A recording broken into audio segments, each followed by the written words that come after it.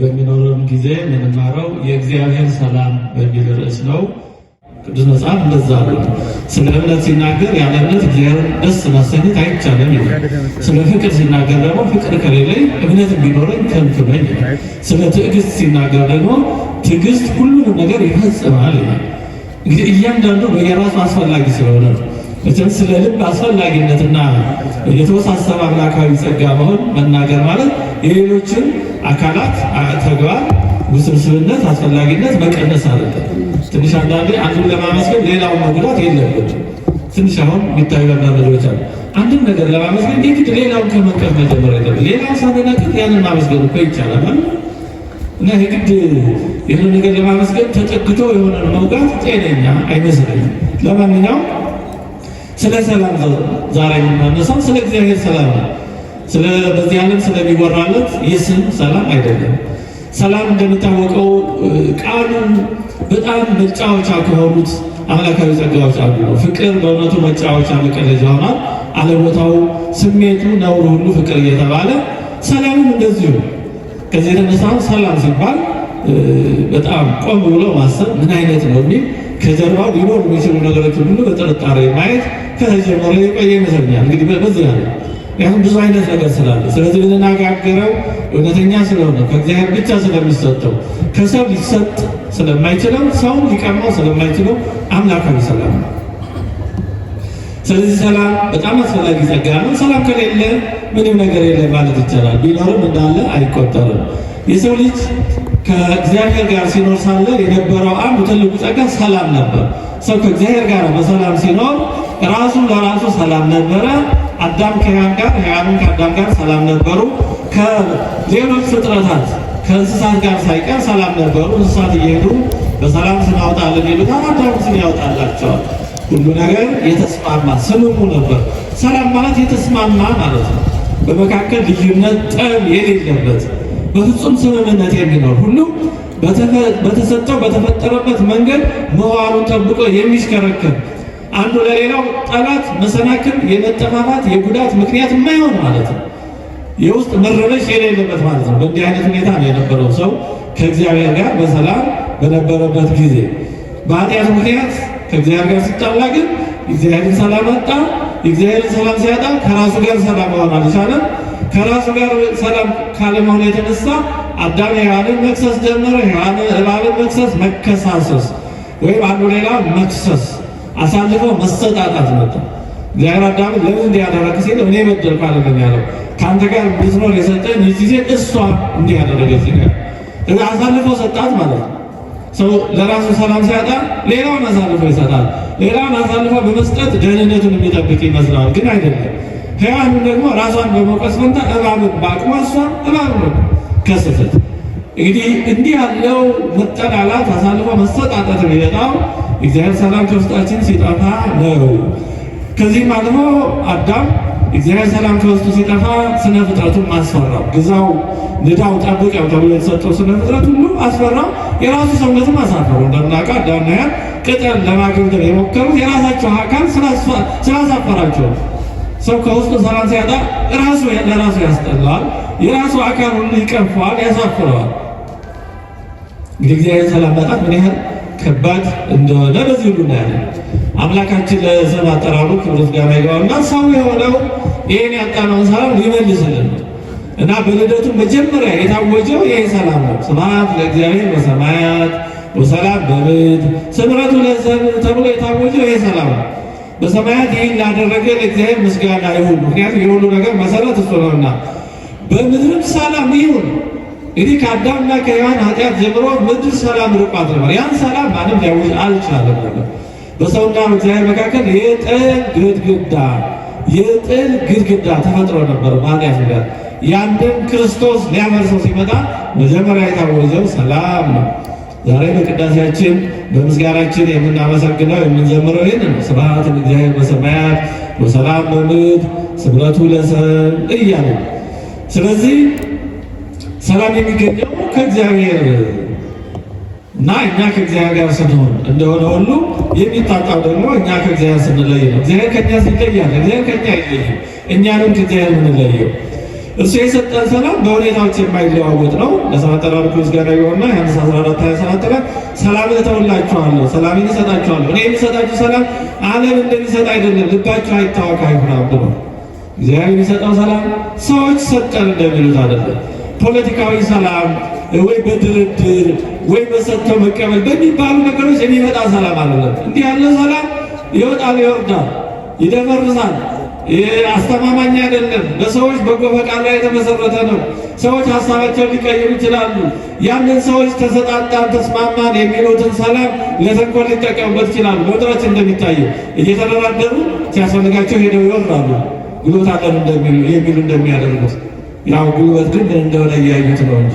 አዎ የዚህ ዓለም ሰላም እንደዚህ አይነት ነው። እንደው አንድ ያየው ስዕል አለ በዲፕሎማሲ የተለመደ ብሎ የሆነ ስዕል እንደዚህ ያለው እጃቸውን ይጨባበጣሉ ዲፕሎማቶች። እንደዚህ ከጀርባቸው ግን ቢላዋ ይዘዋል።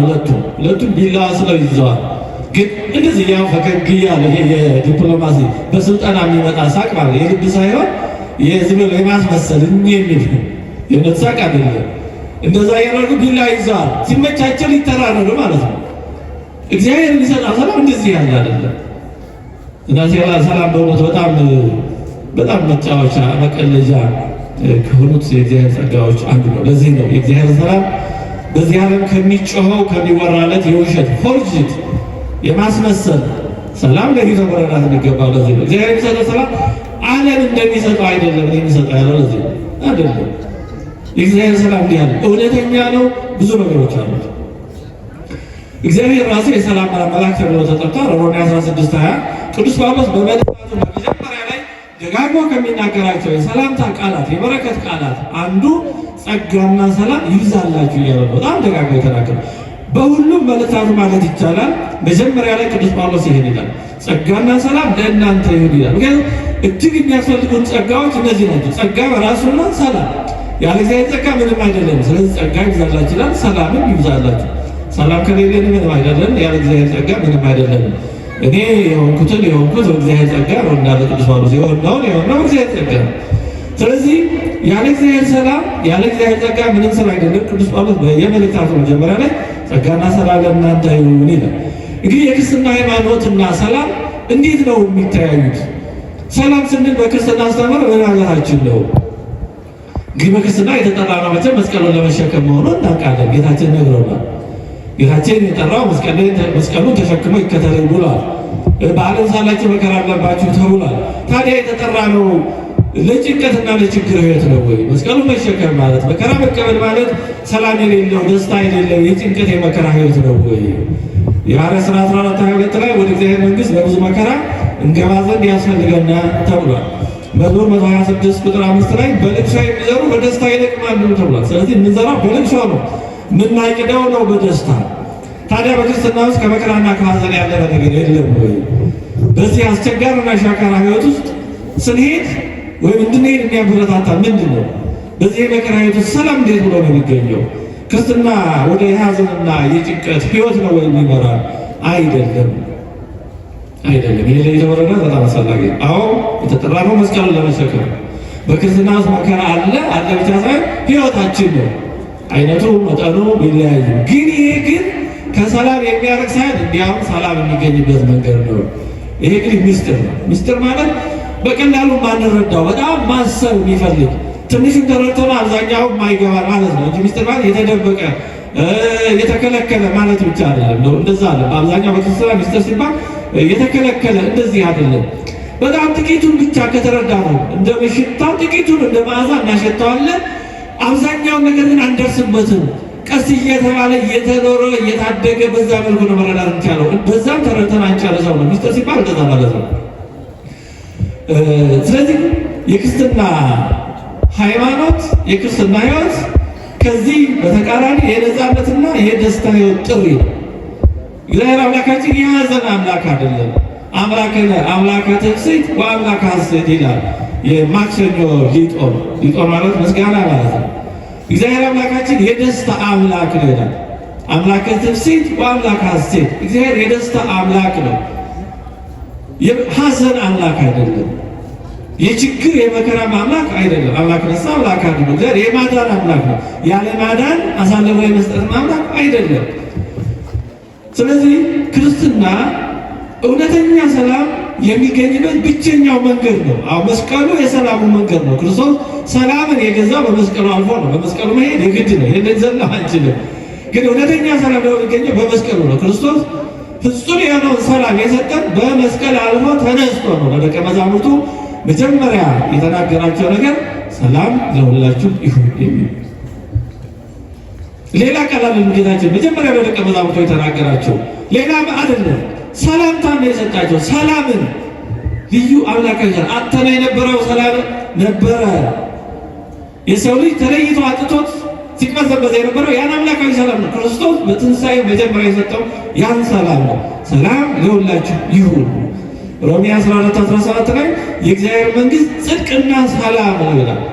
የእግዚአብሔር መንግስት ጽድቅና ሰላም ነው እንጂ መብልና መጠጥ አይደለም ይላል። በመንፈስ ቅዱስ የሆነ ደስታ እንጂ መብልና መጠጥ አይደለችም። ማለት በመብል በመጠጥ የሚገኝ አይነት ደስታ የሚታሰብበት አለ የእግዚአብሔር መንግስት። ያም የለም። የእግዚአብሔር መንግስት ሲባል ገና በሚመጣ ዓለም የምንጠብቀው ብቻ ሳይሆን አሁንም አረቦኑን የተቀበልነው ነው። የእግዚአብሔር መንግስት መቼ ትመጣለች ብለው ፈሪሳውያን ጌታ በጠየቁት ጊዜ የእግዚአብሔር መንግስት በመጠባበቅ አትመጣም፣ እነሆ በመካከላችሁ ናት። እግዚአብሔር መንግስት እዚህ ያለች። እዚህ ያልጀመርነውን የእግዚአብሔር መንግስት ከሞት በኋላ አናገኝም። እዚህ የተጀመረ ነው እዛ የሚቀጥለው። በትንሹ ታምናል በብዙ ሾመሃል የተባለው ለዚህ ነው። በትንሹ መታመን እዚህ ያለን የእግዚአብሔር መንግስት መቅመስ ነው። ቤተክርስቲያን የእግዚአብሔር መንግስት ናት። ቅዳሴ የእግዚአብሔር መንግስት ነው። አሁን ቃሉን ስንሰማ በእግዚአብሔር መንግስት ውስጥ ነን። ቃሉ የእግዚአብሔር መንግስት ነው። ራሱ ወንጌል ሲነበብ ወንጌለ መንግስት ይባላል። መንግስት ነዋ መንግስተ ሰማያት ነዋ ወንጌለ መንግስተ ሰማያት ይላል። ወደ መንግስተ ሰማያት መርታ የምታገባ ወንጌል ማለት ነው። በወንጌል ስንራመድ በወንጌል ውስጥ አድርገን ወደ መንግስተ ሰማያት ነው የሚገባው። ራሷ ወንጌል መንግስተ ሰማያት ናት። ወንጌል ራሷ የእግዚአብሔር መንግስት ናት። መንግስቱ የሚወረስባት መንገድና ራሷ መንግስቱ ናት እና በዚህ ነው ሰላም የሚገኘው። ዮሐንስ 16:20-22 ላይ ጌታችን እንዲህ አለ፣ እውነት እውነት እላችኋለሁ እናንተ ታለቅሳላችሁ፣ ደቀ መዛሙርትን ማለት ነው፣ ሙሾም ታወጣላችሁ፣ ዓለም ግን ደስ ይለዋል። በሕማሙ ጊዜ ነው ገና ሊሞት ሲል። እናንተም ታዝናላችሁ፣ ነገር ግን ሐዘናችሁ ወደ ደስታ ይለወጣል። ሴት በምትወልድበት ጊዜ ወራቷ ስለደረሰ ታዝናለች። ነገር ግን ሕፃን ከወለደች በኋላ ሰው በዓለም ተወልዷልና ስለ ደስታ መከራዋን አታስበው። እንግዲህ እናንተ ደግሞ አሁን ታዝናላችሁ፣ ነገር ግን እንደገና ያያችኋለሁ፣ ልባችሁም ደስ ይለዋል፣ ደስታችሁንም የሚወስድባችሁ የለም ማለት። ስለ ቃሉ አምላካችን የተመሰገነ። እንግዲህ የወለዳችሁ እናቶች ታውቁታላችሁ፣ ምጥ ምን ያህል እንደሚያስጨንቅ እንዴት ያለ እናንተ ናችሁ የምታውቁት። ግን ከዛ በኋላ ልጅ ሰው በዓለም ተወልዷልና ስለ ተወለደው ሰው ስለ ልጅ ማለት ነው በኋላ መከራውን አታስበው የሚል። ስለዚህ እንደዚህ ነው በክርስትና ምጥ አለ፣ መከራ አለ። ግን በኋላ የሚገኘው ደስታ በዛው ያለው ሰላም መከራውን የሚያስረሳ ብቻ ሳይሆን የበለጠ እንዲያውም በመከራው የሚያስመካ ነው። ቅዱስ ጳውሎስ በመከራዬ እመካለሁ እስከ ማለት እንደደረሰ ማለት ነው። ስለዚህ ክርስትና የደስታ ጥሪ ነው፣ የሀዘንና የመከራ ጥሪ አይደለም። ክርስትና ማለት ቁርምድ ብለን ስብር ብለን ሀዘንተኞች ሆነን የምንኖርበት አለ። ይሄ ማለት አዎ ዝም ብሎ በዚህ ዓለም እንዳለው ጮቤ መርገጥ አይነት አለ ማለት አይደለም። ትንሽ እናየዋለን ምን ማለት እንደሆነ ትንሽ ይሄን መረዳት ስለሚፈልግ ነው። ፊልጵስዩስ 4:4 ላይ ቅዱስ ጳውሎስ ሁልጊዜ በጌታ ደስ ይበላችሁ፣ ደግሜ እላለሁ ደስ ይበላችሁ ይላል። ቅዱስ ጳውሎስ ይሄን ያለው ሮም ታስሮ ነው። እንግዲህ የፊልጵስዩስ መልእክትን የላከው ሌሎችም 3 መልእክቶችን 4 መልእክታትን ነው ሮም ቅዱስ ጳውሎስ ታስሮ በመጀመሪያው እስራቱ የጻፈው እና ታስሮ በጣም ደጋግሞ ደስ ይበላችሁ ያለ ጽፏል። እስራቱ ደስታውን አልወሰደበትም። እስራቱ ሰላሙን አላሳጣውም። ስለዚህ እሱ ታስሮ ያልታሰሩትን ያጽናናል፣ ደስ ይበላችሁ እያለ ማን ነበር ማጽናናት የነበረበት? ያልታሰሩት አይዞህ ትፈታለህ በርታ ነበር ማለት እንደዛ አለ። በተገናኝቶች የታሰረው ቅዱስ ጳውሎስ ያልታሰሩትን በርቱ ደስ ይበላችሁ በጌታ ይላል። ሁልጊዜ ነው የሚለው፣ ሁልጊዜ በጌታ ደስ ይበላችሁ። ስለዚህ ረቂቅ ነው የእግዚአብሔር ሰላም፣ እንደዚህ ነው እየረቀቀ ነው። ሚስጥር ነው ማለት መረዳትን ይጠይቃል። ዝም ብሎ እየሮጥን እንደዚህ ምንዘግነው አይደለም። እንደዚህ ባለ በእስራት ውስጥ በመከራ ውስጥ ሆኖ እየበዛ ነው የሚሄደው። የሚገርመው እሱ ነው። መከራ፣ ችግር፣ ጭንቀት የሚቀንሰው የሚያጠፋሳል የሚጨምረው ነው። በጣም የሚገርመው ይሄ ነው። ለዚህ ነው ዓለም እንደሚሰጠው አይደለም ያለው። እንደዚህ የተለየ ነው። መንገዱም የተለየ ነው። ሰላሙም ራሱ የተለየ ነው። የተለየ ነው። ወደዛ ካልገባ አይታወቅም። በዚህ ነው ቅዱስ ጳውሎስ አሁንም ፊልጵስዩስ 4:7 ላይ አይምሮን ሁሉ የሚያልፍ የእግዚአብሔር ሰላም ይላል። ትንሽ አማርኛ ምን ያህል ግልጽ እንደሆነ አላውቅም። it surpasses all understanding ይላል። እንግሊዝኛው ጥሩ ነው። እዚህ ላይ መረዳትን ሁሉ ያልፋል ይላል። የእኛን የመረዳት አቅም ሁሉ ያልፋል የእግዚአብሔር ሰላም። ከመረዳት ውጭ ነው። በጣም ያን የሚያልፍ ነው። እንደዚህ ነው ብሎ ማብራራት አይቻልም። ሰው ታስሮ ያልታሰሩትን የሚያጽናናበት እጅግ ደስ ይበላችሁ አሁንም አብዝታችሁ ደስ ይበላችሁ የሚልበት የተለየ ሰላም ነው። ከአይምሯችን ሁሉ የራቀ ነው። ሚስጥር ነው ምንለው እንደዚህ ነው እንደዚህ ነው እንዲህ ነው ተብሎ በአረፍተ ነገር ብቻ ተተንትኖ እኛ በጆሮአችን ሰምተነው በልቦናችን ደግሞ ተረድተነው የምንዘልቀው አይደለም። ትንሽ ጫፍ ሽታ እንደማሳየት ይውዛ እንደማለት ያክል። ለምሳሌ አሁን ጨረቃ አትታይም እንጂ ጨረቃ ብትኖር እኔ በጣቴ አትዛ ጨረቃ ብላችሁ ጣቴ ከጨረቃ ይደርሳል? ጣቴስ ጨረቃው ነው አይደለም፣ ማመልከት ነው። ትምህርት እንደዛ ነው። ትምህርት ማመልከት ነው። በዛ ማመልከት ተጠቅመን ወደዛ ካልሄድን ከንቱ ነው፣ እዚሁ ነው የሚቀረው። ያው ከማመልከቻው ጋር ከአቅጣጫ ጠቋሚ ጋር እዛው ከቀረ በቃ። ምክንያቱም አቅጣጫ ጠቋሚ መዳረሻ አይደለም። አቅጣጫ ጠቋሚ ምንሄድበት አይደለም፣ ወደ ምንሄድበት የሚያሳይ ነው። ትምህርት እንደዛ ነው። ጸሎትም ሁሉ አገልግሎት እንደዛ ነው፣ መዳረሻ ነው። ጸሎቱን እንደ ፍጻሜ ይወስደው በቃ እኔ ያልደገም ካልን ምንም ማለት መዳረሻ ነው። በዛ አይምሯችንን እንደ መሰላል ከፍ እንደ ሊፍት እንዲያወጣን ነው። ስለዚህ እግዚአብሔር ሰላም አይምሮን ሁሉ የሚያልፍ ነው፣ ከመረዳት በላይ ነው። እንግዲህ ሰላም ቅድም እንዳነሳን እግዚአብሔር ስጦታ ነው፣ ልዩ ስጦታ ነው። ሰላምን የሰጠን በቤዛነቱ ነው። ሮሜ 5:1 ላይ ቅዱስ ጳውሎስ ክርስቶስ ሰው ሆኖ በተቀበለው መከራ ሥጋውን ቆርሶ ደሙን አፍስሶ የሰጠን አንዱ ትልቁ ጸጋ ሰላም ነው። ስለዚህ ሰላም በክርስቶስ ቤዛነት የተገኘ ነው፣ እንዲሁ ዝም ብሎ በቀልድ የተገኘ አይደለም። ቆላስይስ 1:20 ላይ ወገበ ሰላመ በመስቀሉ ሰላምን አደረገ። ስለዚህ እግዚአብሔር በእሱና በእኛ መካከል ሰላምን አደረገ። ሌሎቹም ጋር ሰላም ሆነ። እሱም ከእኛ ጋር ሰላም ስላደረገ ሰውና መላእክት፣ ነፍስና ሥጋ፣ ሕዝብና አሕዛብ ይህ ሁሉ ሰላም ሆነ። ቀድሞ የነበሩ የልዩነት ድንበሮች በሙሉ ፈረሱ፣ ተወገዱ። ቅድም እንዳነሳነው ጌታችን እንደተነሳ ለደቀ መዛሙርቱ የሰጣቸው ትልቁ ነገር ሰላም ነው። ለሐዋርያት ሰላምን ሰጣቸው፣ ለአባቶቻችን፣ ለእናቶቻችን፣ ለቅዱሳት አንስት ደግሞ ደስታን ነው የሰጣቸው። ሁለቱም በተለየ ሁሉም ለሁሉ ያስፈልጋል። ሰላምም ለእናቶቻችን ያስፈልጋል፣ ደስታም ለሐዋርያት አባቶቻችን ያስፈልጋል። ግን በጎደለው አንዱ በአንዱ ማድረግ ነው። አንዱ አለ። ለእናቶቻችን ለሴቶች የጎደለው ደስታ ነበር። ከሕያዋን ጀምሮ ሴቶች ሐዘንተኞች ነበሩ። ምክንያተ ሞት ሆናችሁ እየተባሉ ያ ሐዘን ነበር በሴት ላይ ምጥሽ ጣርሽ ሁሉ ይብዛ ስለተባለ በሴቶች ላይ ሐዘን ነበር። ስለዚህ ጌታችን ለቅዱሳት አንስት ደስ ይበላችሁ ነው ያላቸው። ደስ ይበላችሁ ናቸው፣ ደስታን ሰጠ። ስለዚህ በያ ምክንያት የመጣ ሐዘን ተወገደ ማለት ነው። ለሐዋርያት ደግሞ ሰላም ሰጣቸው። ወደ ዓለም ሲሄዱ ብዙ መከራ ይጠብቃቸዋል፣ ይገጥማቸዋልና በዛ ሁሉ እንዳይናወጹ፣ በዛ ሁሉ እንዳይሸበሩ፣ ወደኋላ እንዳይሉ፣ ይሄ ነገር አጥፍተን ይሆን ልክ ነን ይሆን ብለው እንዳይጠራጠሩ ሰላም የማይናወጽ ማንም የማይወስደው በማንም ፈቃድ የማይጨመር የማይቀነስ ሰላም ሰጣቸው። ስለዚህ ሰላም ክርስቶስ በሞቱ በሕማማቱ በትንሣኤው የገዛልን ውድ ንብረት ነው። እንደው በቀላል ዝም ብሎ የተደረገ አይደለም። ከሰማያ ሰማያት ወርዶ ያ ሁሉ ጉዞ ተጉዞ ወደ መቃብር ሁሉ ወርዶ በዛም 3 ቀን 3 ሌሊት ቆይቶ ተነስቶ የሰጠን ውድ ሀብት ነው። ውድ ሀብት ነው። ጌታችን ለደቀ መዛሙርቱ ቀድሞ እንደ ልምምድ ልኳቸው በነበረ ጊዜ ይሄን ቃል እንዲጠቀሙ ነበር የነገራቸው። ወደምትገቡበት ቤት ሁሉ አስቀድማችሁ ሰላም ለዚህ ቤት ይሁን በሉ በማለት እንዲጠቀሙ አዟቸዋል። ዛሬ ካህኑ ሰላም ለኩልኩም የሚለው ያን የክርስቶስን ሰላም ነው፣ ሌላ ሰላም አይደለም። ካህኑ የራሱ ሰላም የለውም፣ የክርስቶስን ሰላም ነው። ካህኑ የእግዚአብሔር አንደበት ነው እንደተባለ የክርስቶስን ሰላም ነው ዛሬ ካህኑ ሰላም ለሁላችሁ የሚለው በቅዳሴው፣ በኪዳኑ፣ በጸሎቱ ያን የክርስቶስን ሰላም ነው ካህኑ ያመጣልን። ያን ሰላም ሰው ሆኖ መከራ ተቀብሎ ሞትን ድል አድርጎ አስታርቆ የሰጠንን የገዛልንን ሰላም። ስለዚህ ክርስትና በዚህ ሰላም መኖር ነው። በዚህ ሰላም መኖር ነው። ይሄ ልዩ ሰላም ነው። ኢሳይያስ 57:10 ላይ ለክፉዎች ሰላም የላቸውም ይላል። ከዛ ኢሳይያስ 9:6 ላይ ክርስቶስን የሰላም ንጉሥ ይላል። ንጉሠ ሰላም ክርስቶስ ምን ነው? የሰላም ንጉሥ ነው ክርስቶስ። ስለዚህ የሰላም ንጉሥ ስለሆነ ሰላምን መስጠት ይችላል። ንጉሥ ነው፣ ያውቅበታል። አለው መስጠቱንም ያውቅበታል። ሌላው ሰላም የሚያሳጡ ነገሮች እና መፍትሄዎቻቸው ምንድን ነው? ትምህርታችንን ያዝ ለማድረግ እንግዲህ ሰላምን የሚያሳጡ ነገሮች አንዱ የምናውቃቸው ናቸው። ሰላም ከመንፈስ ቅዱስ ፍሬዎች አንዱ ነው። ሰላምን ማጣት ደግሞ የኃጢአት ውጤት ነው። ኢሳይያስ 57:21 ላይ ክፉዎች ሰላም የላቸውም ይላል። ክፉዎች ሰላም የላቸውም። በክፋት ማግኘት የማይቻለው አንዱ ነገር ቢኖር ሰላም ነው።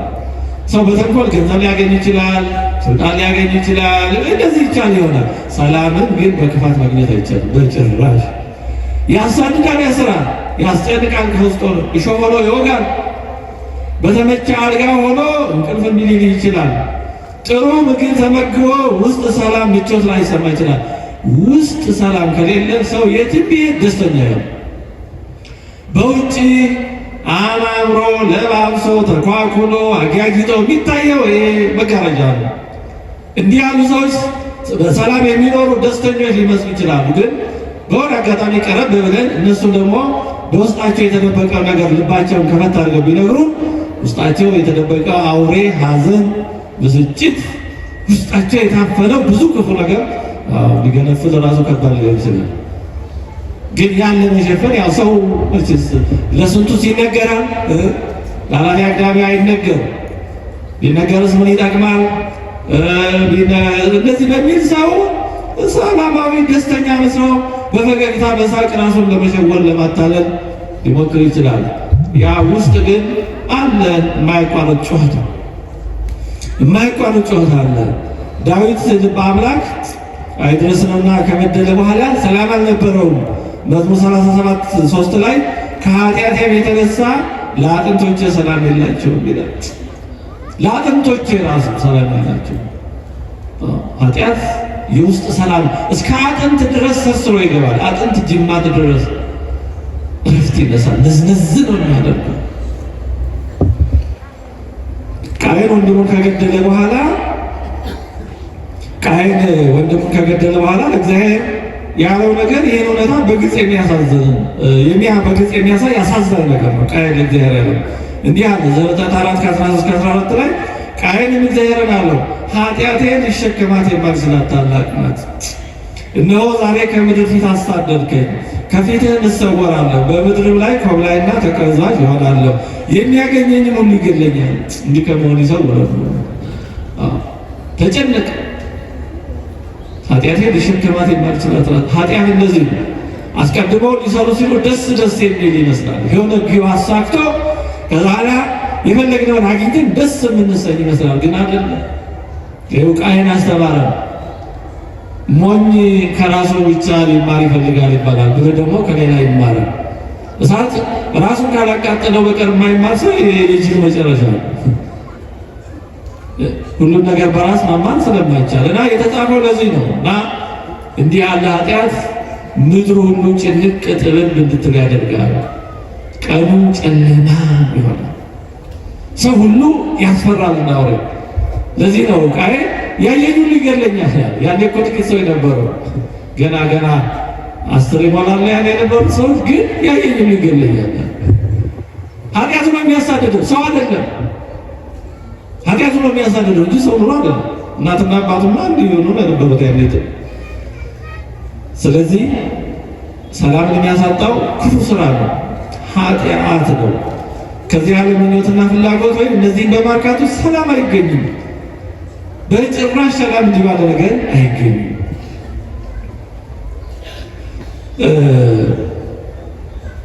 በውስጣችን ያለውን ሰላም የሚረብሸው የሚያጠፋው ኃጢአት ነው እና በውስጣችን እረፍት የማይሰማን ሰላም የማይሰማን ከሆነ ምናልባት እግዚአብሔር በውስጣችን የችግራችንን ምንጭ ሰላም ያሳጣንን ችግር ፈልገን እንድናገኝ እየደወለ ስለሆነ ቆም ብሎ ምንድነው ችግሬ ብሎ ራስ ጋር መመካከር ያስፈልጋል። ይህንን አንድ አባት በምን መስለውታል? በእግር ኳስ ሜዳ እንዳለ ዳኛ መስለውታል። በእግር ኳስ ሜዳ ያለ ዳኛ የሆነ ስህተት ተፈጽሟል ካለ ምን ያደርጋል? ፊሽካ ይነፋና ጨዋታውን ያስቆማል አይደል? ከዛ በኋላ ማስተካከያ ነው ማረሚያ ነው የሚለውን ነገር እስኪያስተካክል ጨዋታ አይቀጥልም። ያን አድርጎ ጨዋታው እንዲቀጥል ያደርጋል። ውስጣችንም ሰላም ካጣ እግዚአብሔር ውስጣችን ባለው በመንፈስ ቅዱስ ጥሪ በህሊናችን አድሮ የሆነ ችግር ሰላማችንን ያሳጣን ችግር መኖሩን እየነገረን እንደ ፊሽካ እየጮኸ ጥሪ እያደረገልን ይችላል። ስለዚህ ዝም ብሎ ከነ ችግሩ ከነ ስህተቱ እንቀጥል ብንል እየባሰ ስለሚሄድ ቆም ብሎ ምንድን ነው ያደረግኩት ብሎ ማየት ያስፈልጋል። የተጣላነው ሰው አለ ካለ በደል ፈልጎ በሆነ መንገድ መፍታት ነው። ሰላማችንን ከምናጣት ከእግዚአብሔር ጋር ከምንለይ መፍታት አይሻልም? እልህ አልሰጠው ይሄ አይጠቅምም ብሎ ኢጎ ይሄ በጣም እልህ እምቢተኝነት የሚያስፈልግበት አለ። በነገራችን ላይ እግዚአብሔር የሰጠን ነገር ሁሉ ቦታ አለ። እምቢ ማለት እልህ ባይኖር ኖሮ ሰማዕትነት አይቻልም ነበር፣ ቅንዓት አይኖርም ነበር። ግን ደግሞ በቦታው ለኃጢአት የማይጠቅም ነገር አለ እምቢ የሚባል ቅዱሳን ሐዋርያት በክርስቶስ ስም አትስበኩ ሲባሉ እምቢን ሰብካለን።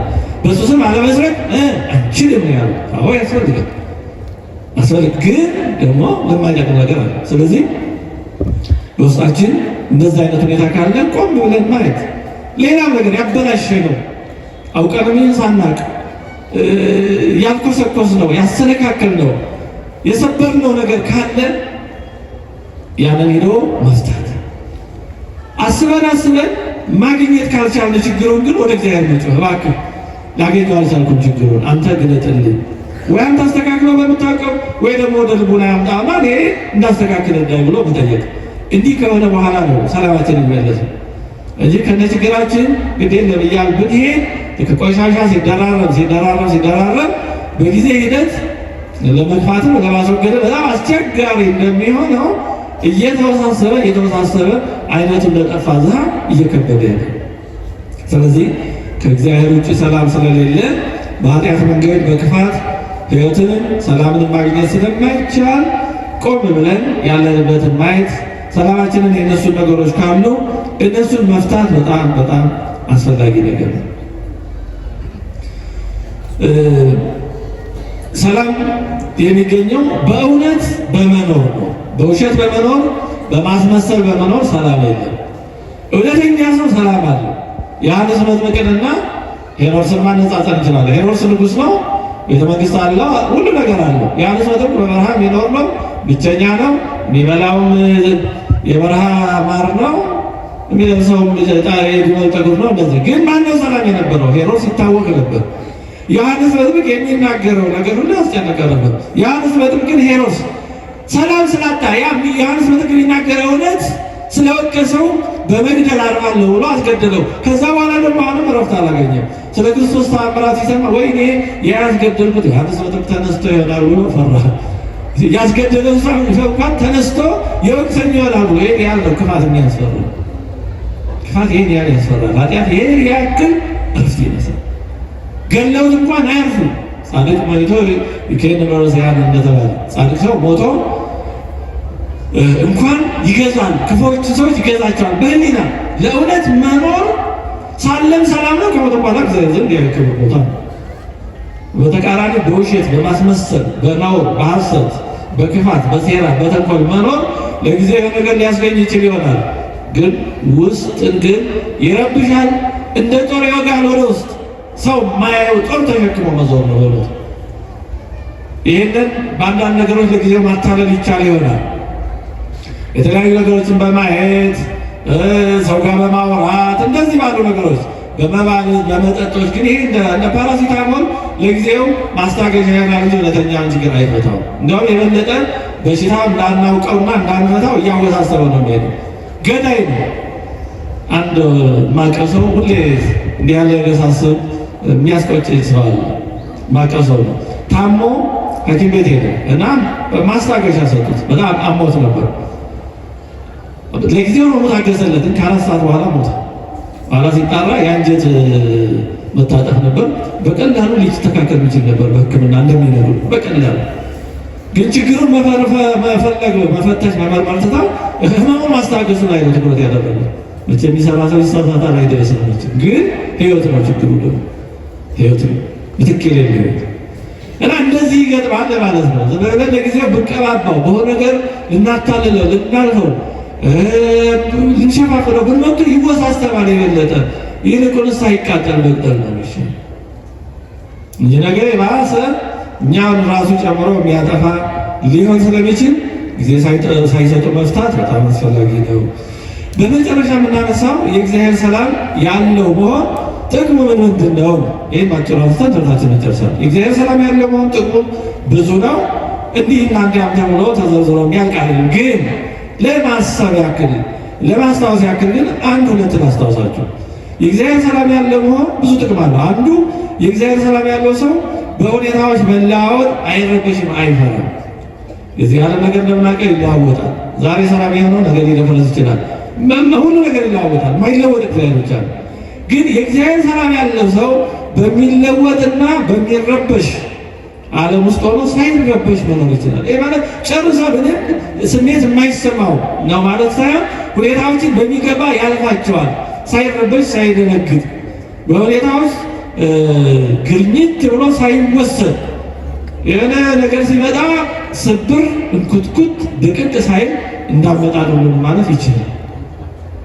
አባታችን ዳዊት መዝሙር 26 ቁጥር 1 ላይ በሌላ እግዚአብሔር ብርሃኔና መድኃኒቴ ነው የሚያስፈራኝ ማለት እግዚአብሔር ብርሃኑ መድኃኒቱ የሆነለት ሰው የሚያስፈራው ምንም የለም። ሁሉ ከእግዚአብሔር በታች ነው። የምንፈራው እኮ የእምነት ማነስ ነው የሚባለው። ለዚህ መፍራት ከእምነት ማነስ ነው። የሚያምን ሰው አይፈራም። የሚያምን ሰው በውስጡ እግዚአብሔር ሰላም ስላለ ምንም ውጭ ያለ ማመን አያስደነግጠው። እግዚአብሔር ሕይወቴ መታመኛዋ ነው።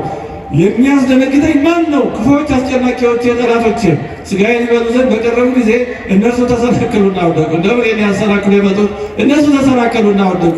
ሰራዊት ቢሰፍርብኝ ልቤ አይፈራም። ሰልፍ ቢነሳብኝ በዚህ እተማመናለሁ። እንዲህ የምንተማመን እግዚአብሔር ይርዳል። ስለዚህ እግዚአብሔርን የያዘ ሰው የእግዚአብሔር ሰላም በውስጡ ያለ ሰው በውጩ ሰራዊት ቢሰፈር ምን ቢል ምንም አይፈራም። ኤልሳዕን እናስታውሰው። የሶርያን ሰራዊት ዙሪያውን በከበቡት ጊዜ እሱ ምንም አልመሰለውም። የሚያየው ነገር አለ። ደቀ መዝሙር የነበረው ግን ወይ አለቅን በቃ ተከበናል አለ። በዚህ ጊዜ እግዚአብሔር እባክህ ዓይኑን ግለጥ አለ። ዓይኑን ሲገልጥ የሚያየውን አየ። ዙሪያቸውን ከከበባቸው ከሶርያ ሰራዊት ብዙ እጥፍ የበለጡ ኃያላን ቅዱሳን መላእክት ከበዋቸው ነበር። እና የእግዚአብሔር ሰላም ካለ ምንም ነገር ቢከበር አንደነግጥም።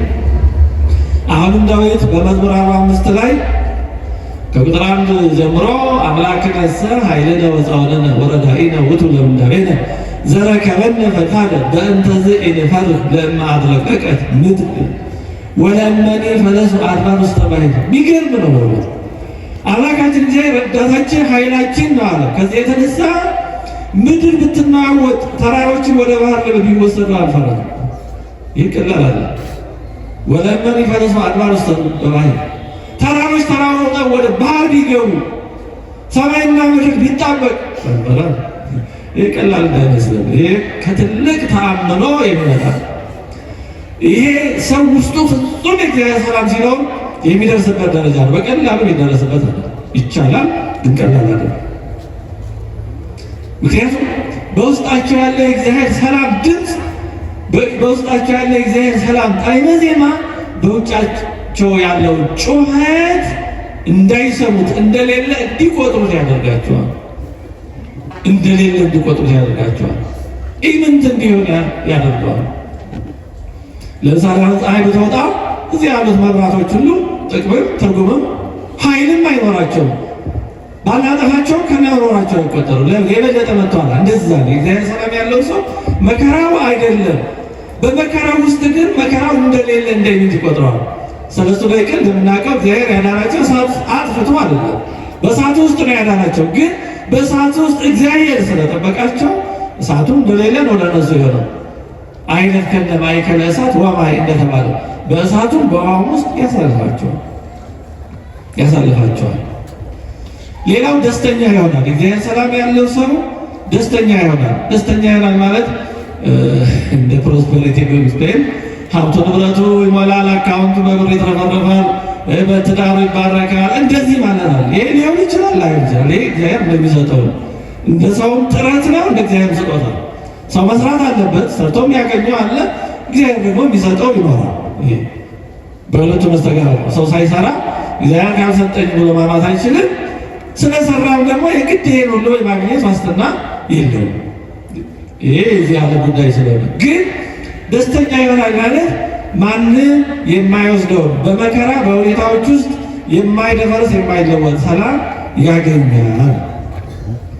እንደዛ አይነት ሰላም ያገኛል።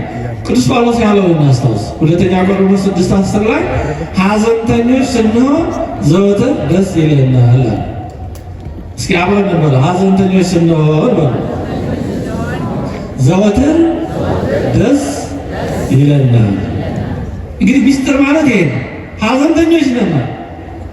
ሐዘኑን ገልጿል። ወደፊት ምዕራፍ 2 ቁጥር 11 ሁለተኛ ቆሮንቶስ ምዕራፍ 11 ላይ ሐዘኑን ዘርዘር አድርገው ገልጾታል። በባህር ስደት፣ በየብስ ስደት፣ ከወገኖቼ ከክርስቲያኖች ስደት። አዎ ምክንያት ያልገባቸው ብዙ መከራ የሚያመጡ መከራፈል የሚያመጡ ሰዎች ነበሩ በቆሮንቶስ። ከቤተ ሐሳውያን ስደት፣ ከአሕዛብ ፈላስፎች ስደት፣ ከአሕዛብ ካህናት ስደት፣ ከነገሥታት ከሹማምንት ስደት፣ ዘርፈ ብዙ ስደት ነው። 360 ዲግሪ የከበበው መከራ ስደት ነው። ግን ሐዘንተኞች ስንሆን ግን ዘወትር ደስ ይለናል። የእግዚአብሔር ሰላም ማለት ነው። እዚህ ዝም ብሎ እየበሉ እየጠጡ በደስታ እንዲህ ባለ የሚገኛል። በሐዘን ውስጥ የሚገኝ ሰላም ይገርማል። ይሄ ረቂቅ ነው። ይሄ ረቂቅ። ስለዚህ የእግዚአብሔር ሰላም ቅዱስ ጳውሎስ በመልእክቱ ቅድም ያስታወስኳችሁ አይምሮን ሁሉ የሚያልፍ ከመረዳት ሁሉ በላይ የሆነ እግዚአብሔር ሰላም ያለው ነው። ይሄ ከመረዳት በላይ ነው። እየታመሙ ግን ልዩ የሆነ ሰላም ይሰማዋል። እየተራበ እየተቸገረ ግን ልዩ ሰላም ይሰማዋል። ስለዚህ የእግዚአብሔር ሰላም ልዩ ደስታን ይሰጣል። ሊገለጥ የማይችል ደስታን ሐሴትን ይሰጣል። መክብብ ምዕራፍ 7 ቁጥር 3 ላይ ከሳቅ ሐዘን ይሻላል፣ ከፊት ሐዘን የተነሳ ልብ ደስ ይሰኛል። እንዲህ አይነቱ ደስታ የሚገኘው በውጫዊ ሐዘን ነው። በውጭ ሐዘን አለ። የሐዘኑ ግን ውስጥ ሰርስሮ አይገባም። ውስጥ ግን ደስታ ይፈጥራል። እንዲያውም እዚሁ ቀጥሎ ጠቢቡ ሰለሞን የጠቢባን ልብ በልቅሶ ቤት ነው፣ የሰነፎች ልብ ግን በደስታ ቤት ነው ይልና ከሞኞች ሳቅ ይልቅ የጠቢባን ሐዘን እንደሚሻል ይላል። ምክንያቱም የሞኞች ሳቅ ውጫዊ ነው፣ ቀሪ ነው፣ ዝም ብሎ ነው፣ ማስመሰል ነው፣ እዛው እንደ ካፌ ኃላፊ ነው።